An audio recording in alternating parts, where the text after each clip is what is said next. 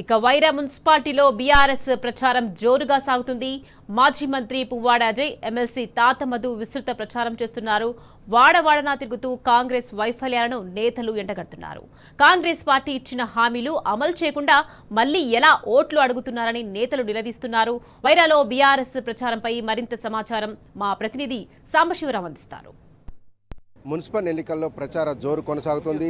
మాటల తూటాలు పేలుతున్నాయి. మాజీ మంత్రి పువ్వాడ అజయ్ కుమార్ మనతో పాటు ఉన్నారు. ఎమ్మెల్సీ తాత మధుసూదన్ జిల్లా పార్టీ అధ్యక్షులు జాయిన్ అవుతున్నారు. వైరా నియోజకవర్గంలో జరుగుతున్నటువంటి వైరా మున్సిపాలిటీ ఎన్నికలకు సంబంధించినటువంటి అప్డేట్స్ తెలుసుకుందాం. అజయ్ గారు ఇక్కడ ఇన్ఛార్జిగా ఉన్నారు. ఎట్లా ఉంది సార్ వైరా మున్సిపాలిటీలో ప్రచారం చేస్తున్నారు? బీఆర్ఎస్ పార్టీ ఇక్కడ బోర్డు కొట్టబోతుంది.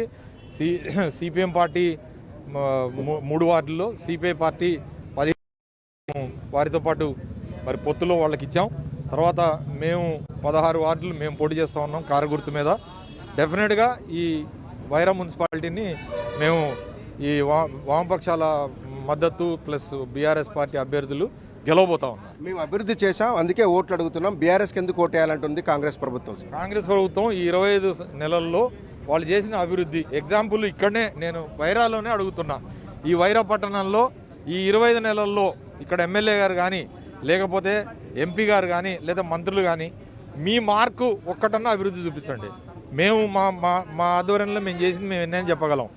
మేము సెంట్రల్ లైటింగ్ చూపించగలం, లేదా ట్యాంక్ బండ్ చూపించగలం, లేకపోతే ఇండోర్ స్టేడియం చూపించగలం, లేకపోతే టఫిడ్కో నిధులతో మేము వేసిన మరి సీసీ రోడ్లు చూపించగలం, డ్రైన్లు చూపించగలం. వైరా మున్సిపాలిటీని చేసిందే బీఆర్ఎస్ పార్టీ ప్రభుత్వం. సో మా ఆధ్వర్యంలో మేము చేసిన మేము పనులు చూపించగలం. మీ ఆధ్వర్యంలో ఏం జరిగింది చెప్పాలా? ఏం జరిగింది? 25 నెలల్లో మీరు తట్టడి మట్టి తీయలేదు.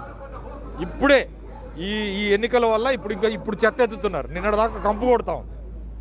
బాకీ కార్డు ప్రజల్లోకి తీసుకెళ్తున్నారు. దాని స్పందన ఎట్లా ఉంది? బాకీ కార్డు అద్భుతంగా ఉంది. ఇవాళ ఇది ప్రజలకి కూడి చెప్పడంలో ప్రజలకు కూడి చెప్పాల్సిన అవసరం ఉంది.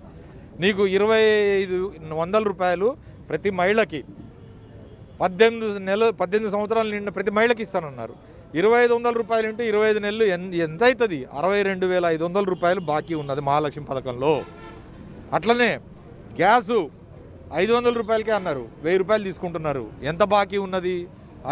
మిగతా 500 ఇంటూ 25 నెలలకు బాకీనే కదా, 12,500 రూపాయలు. అట్లనే విద్యార్థులకి స్కూటీలు బాకీనే కదా, అట్లనే తులం బంగారం బాకీనే కదా. ఇదంతా మహాలక్ష్మి పథకంలో బాకీనే ఉన్నది. దాంతోపాటుగా మరి వృద్ధులకి, వితంతువులకి, వికలాంగులకి పెన్షన్